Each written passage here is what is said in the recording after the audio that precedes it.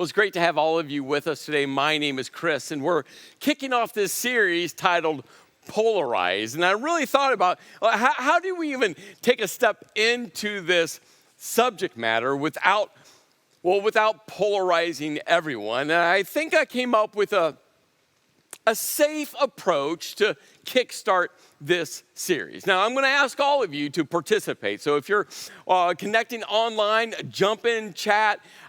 Let your opinion, let your perspective be heard. And if you're connecting at one of our physical campuses, again, we want to hear your voice. So be proud of your side. Be proud of your perspective.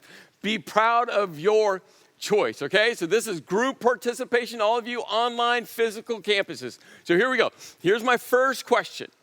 When you see this image of these refreshing carbonated beverages, what do you call them? Do you call them soda? Do you call them pop? Do you call them Coke? What do you call this line of drinks? Come on, let me hear you. All of our physical campuses online. Come on. What? Because you have an opinion. Like if you've ever been to a restaurant and you've said, hey, what soda do you have? And the server just kind of stares at you. And if someone goes, hey, I want a pop, and you don't call it pop, you call it soda, you give them the stare. So what do you call them? What's interesting is, your response might just be connected to what part of the country you were born in, you were raised in. You see, people have done research, and soda is all the red states, and Coke is all the yellow states, and pop is all the blue states. And then we have states that are kind of confused. So the purple states are the soda or pop states, and the orange states are the soda or Coke states. And I was born in Illinois, and what's interesting, Illinois being purple, it's a soda or pop state, but I actually use the word Coke for everything. I want a Coke, and people are like, we don't have Coke. I'm like, I just want a refreshing carbonated beverage. And Pennsylvania is confused as well. It's a purple state, that's soda or pop, and when you dial into the data in Pennsylvania, this is what you discover. The very western kind of third of the state, maybe somewhere around Clearfield County and west, is a pop state. That's what they generally use for these carbonated beverages. The rest of the state, so everyone in North Central, the data shows you use the word soda. But again, it's not everyone, it's just what the data generally says. Well, if you were born in the late 70s, early 80s, you will remember this, especially if you were a little bit older, if you're an adult during that time. You'll remember that, there was this great debate between Pepsi and Coke. Actually, Pepsi initiated this debate called the Pepsi Challenge. And one sip, which one do you prefer? And it was just everywhere, which one? So let me hear from you. Which one do you prefer, Pepsi or Coke?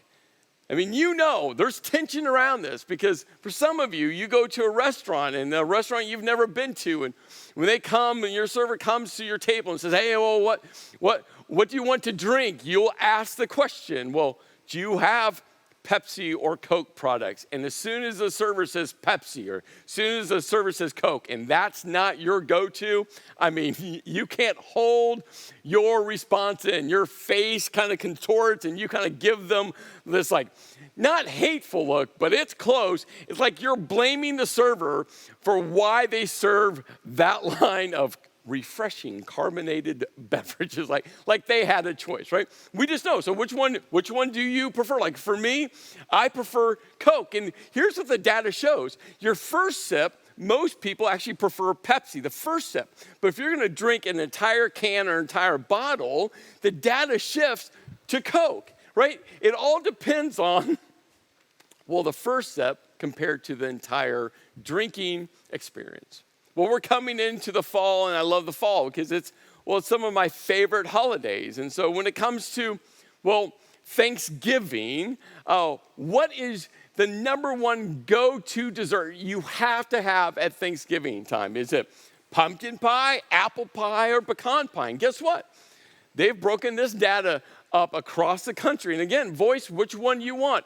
Which one do you go to, right? So pumpkin pie is all these orange states, and pecan pie is all the blue states, and there's a few apple pie states that are red. Pennsylvania leans towards the apple pie. And then you got, well, Hawaii's pumpkin crunch. I'm not sure what pumpkin crunch is, but now I'm sure we're all hungry. And I was born in Illinois. In Illinois, well, it's the gray state that's sweet potatoes, and I'm a pecan pie fan. My mom makes the best pecan pie.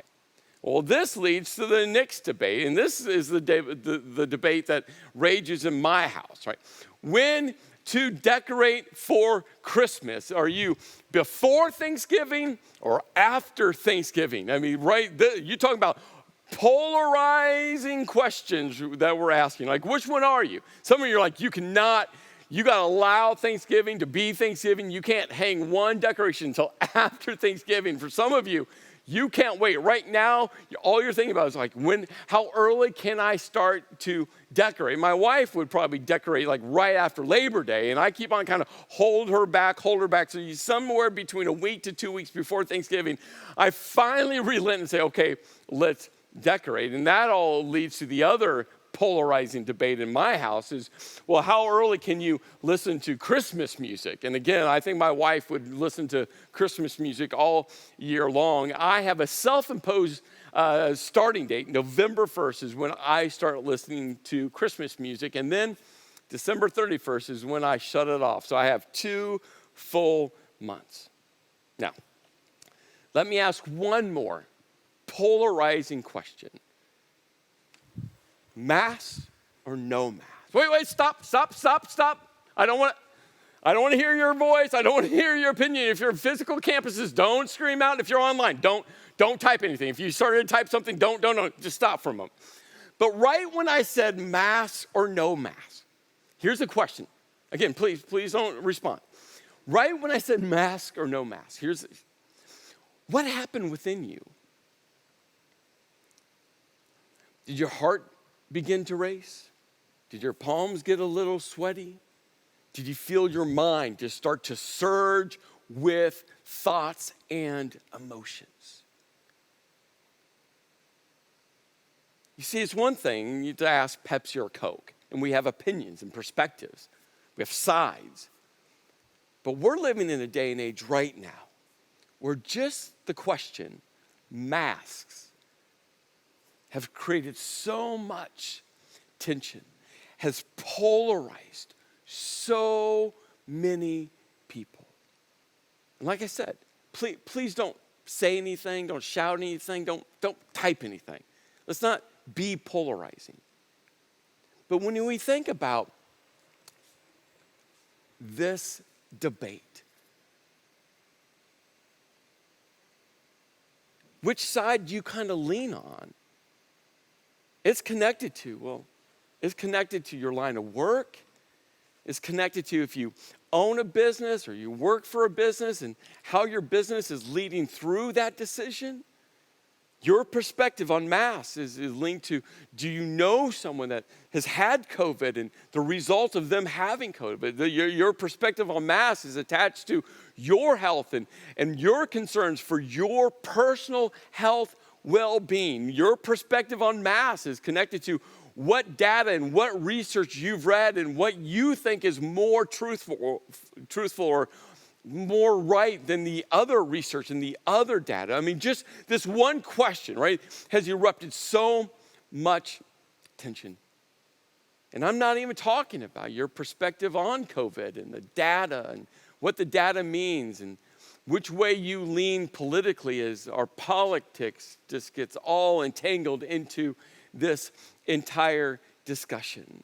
You see, all of us know we are living in a polarized world. We all are. And we're called, yes, we're called to try to figure out how to live in this, but here's the questions we gotta answer.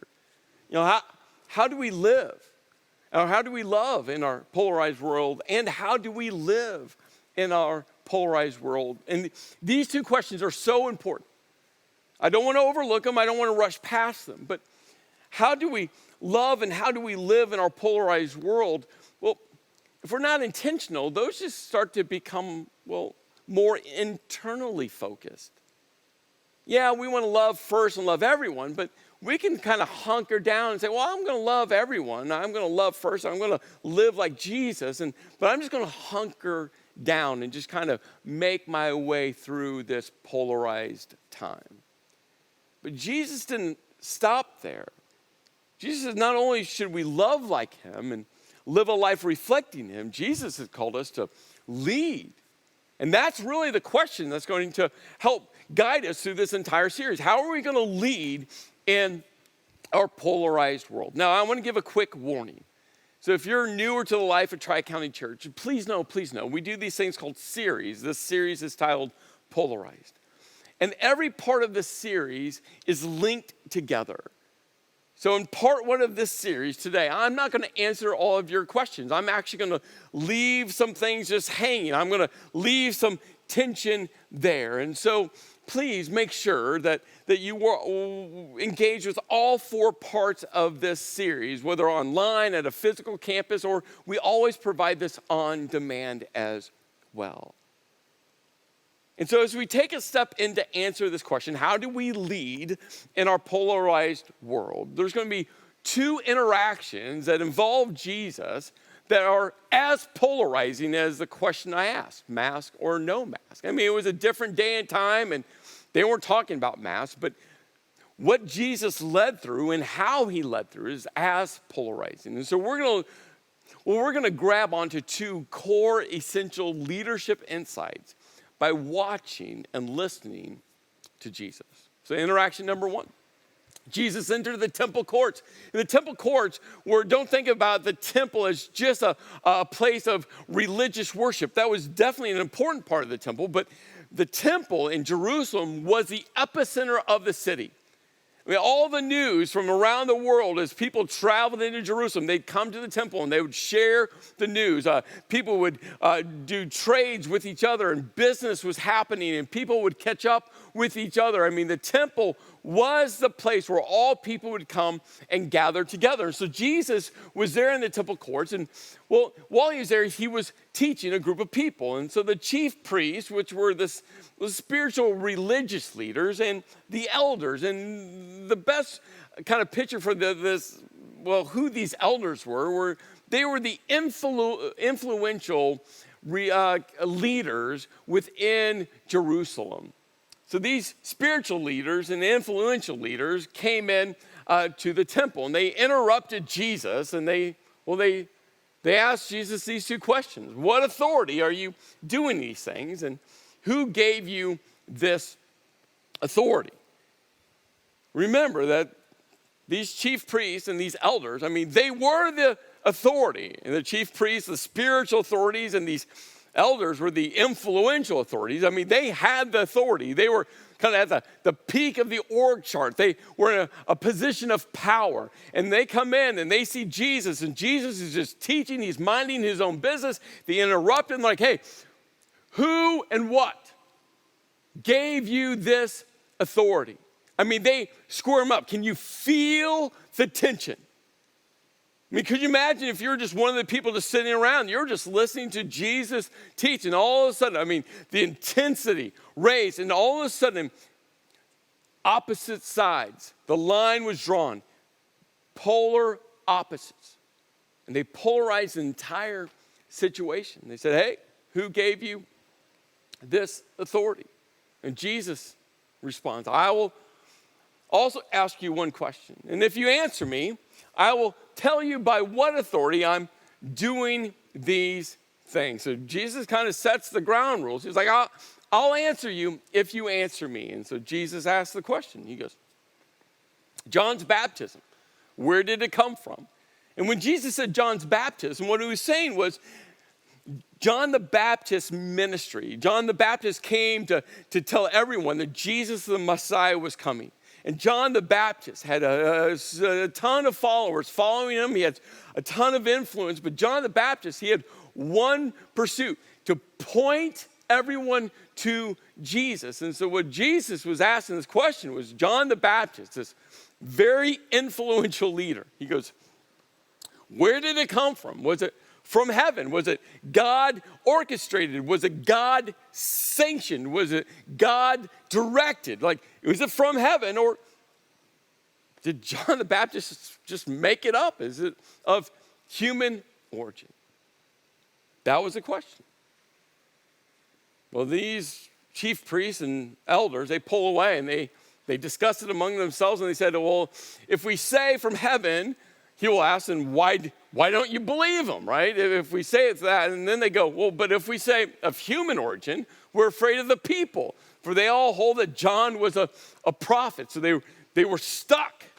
So they come back to Jesus and they say, hey, Jesus, we don't know.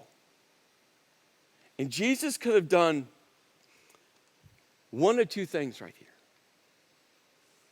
What did he do? It's what he told them. Hey, if you don't answer me, he said, guess what?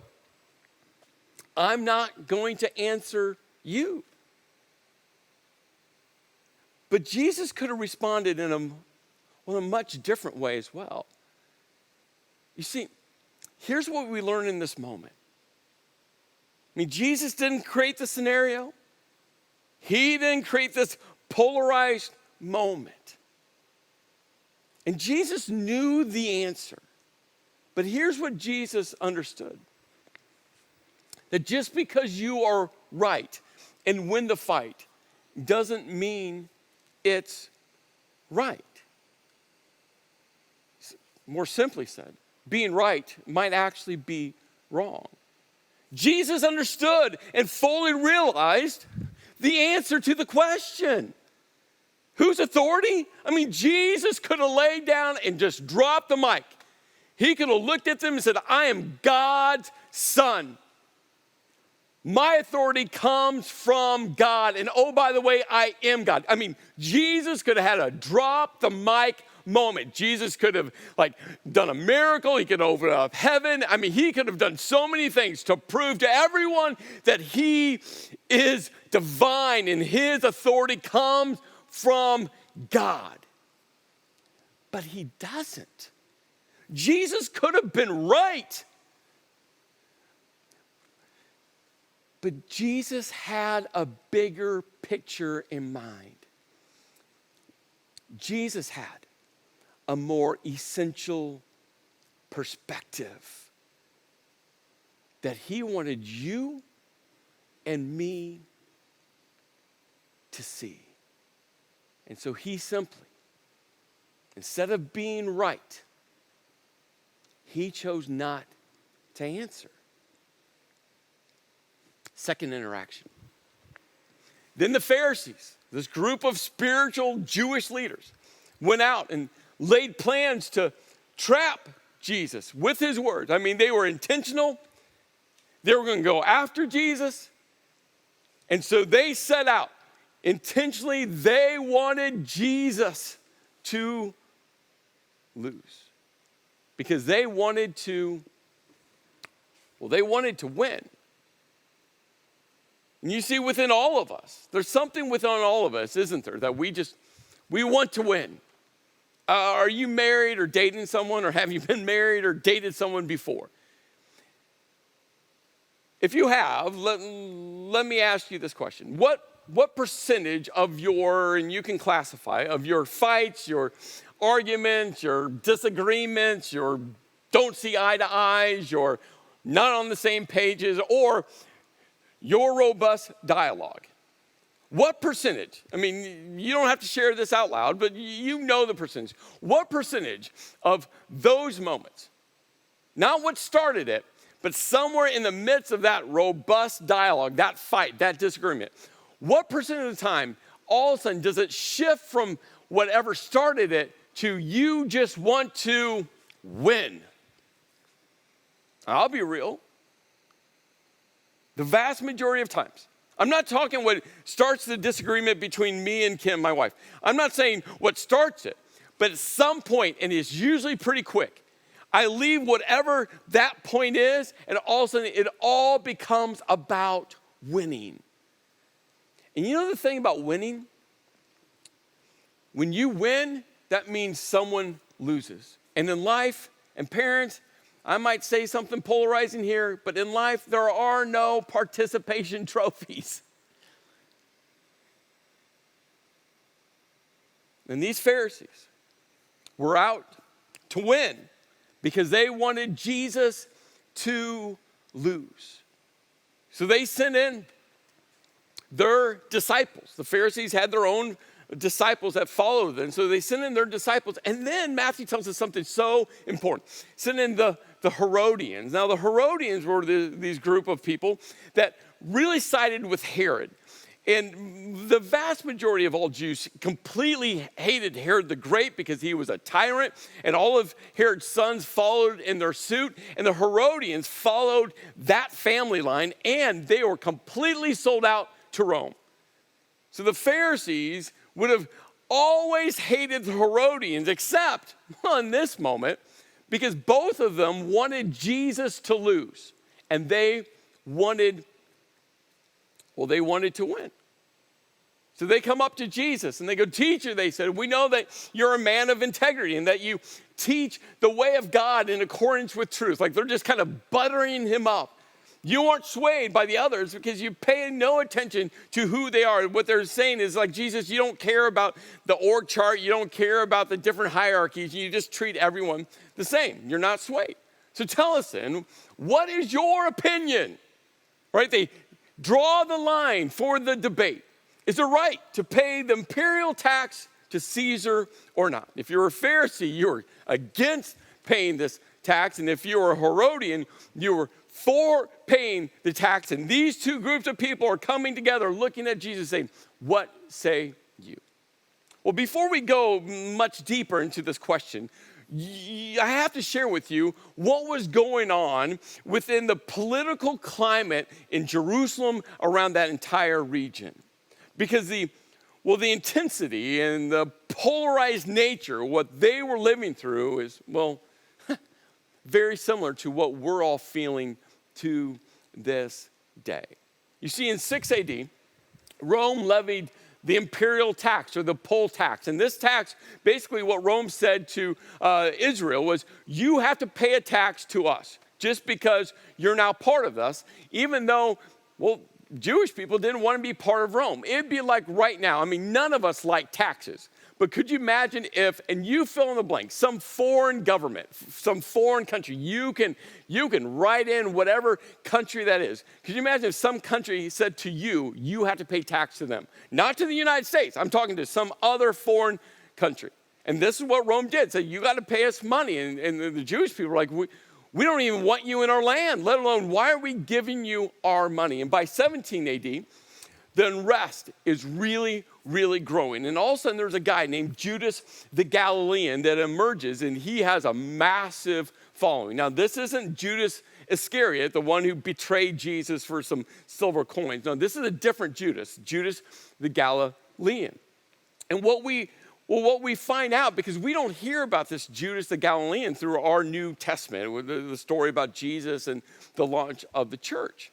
But there's a guy named Josephus, a famous historian that wrote the history during this entire period of time. Josephus, in his writings, he actually talked about these, he starts with talking about these three sects or these three groups of Jewish leaders. He talked about the Sadducees and the Pharisees, and if you've ever spent any time in the Bible, you have encountered the Pharisees and the Sadducees. And then he talks about this group called the Essenes, and the Essenes are connected to the Dead Sea Scrolls, this famous archaeology find. But then Josephus does something.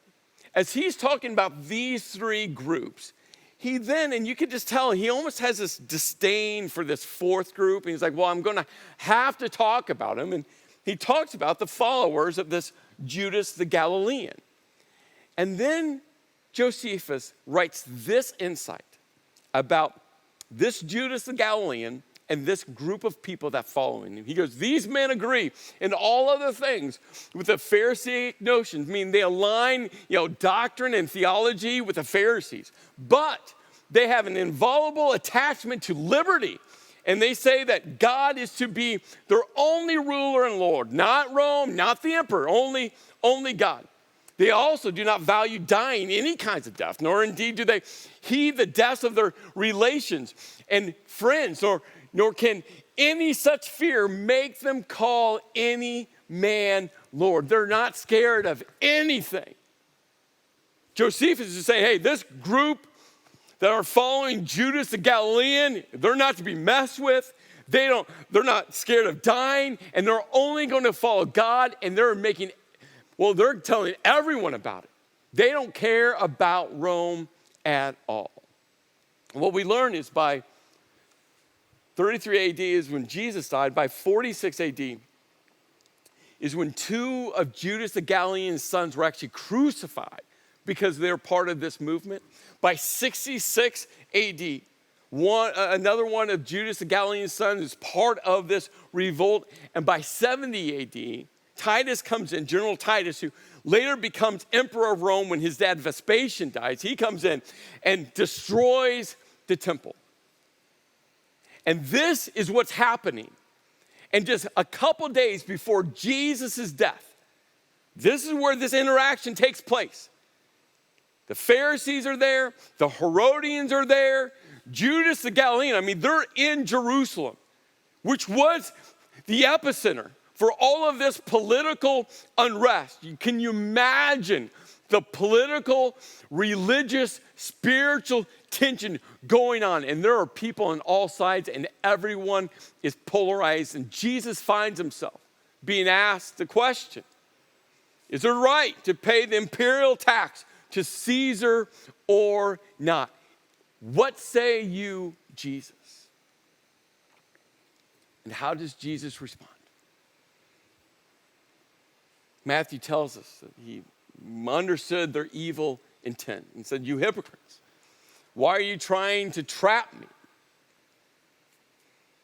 Show me the coin used for paying the tax. And so they brought him a denarius, and he asked them, whose image is this and whose inscription? Caesar's, they replied. And Jesus, he said, give back to Caesar's what is Caesar's, and to God what is God's. You see, in his response, as he knew that they were trying to win because they wanted him to lose. Again, Jesus could have won. But remember, Jesus had a bigger picture in mind. Jesus had an essential perspective that not only did he want people some 2,000 years ago to hold on to, but wanted us to hold on to this day. You see, the leadership principle we pull out of it, we find right in this simple statement that he says to them. He said, give to Caesar's what is Caesar's, and to God what is God. You see, as leaders, and we're called to lead like Jesus. Jesus found the genius of the and. It's something that I have talked about a lot across my leadership years. You see, we live in a world where it's this or that, like mask or no mask. But there's something about searching for the and, where you can try to get people onto common ground. You see, or polarizes and brings people together, or separates people. But and says, you know what? Let's come together with all of our different perspectives, our different opinions, our different insights, and just maybe, there's an and to be found. You see, being right might be wrong, and winning might be losing. So how do we lead? How do we lead? How do we lead? What can we do to help our polarized world come together? We can win Facebook arguments all day long. We can be right in our mind all day long. But that doesn't help bridge the gap. Not just in our polarized world, in our polarized community. How are we going to lead? You see, this entire series is about that. You see, we as a church, a gathering of people, we must lead now. We can't hunker down. We can't pull back. We can't just go into our safe place. Now is the time for the church to lead. Now is the time for us to lead. Yes, by loving. Yes, by living a life reflecting Jesus. But by leading in love and leading in how we live a life reflecting Jesus. We must care less about winning and being right.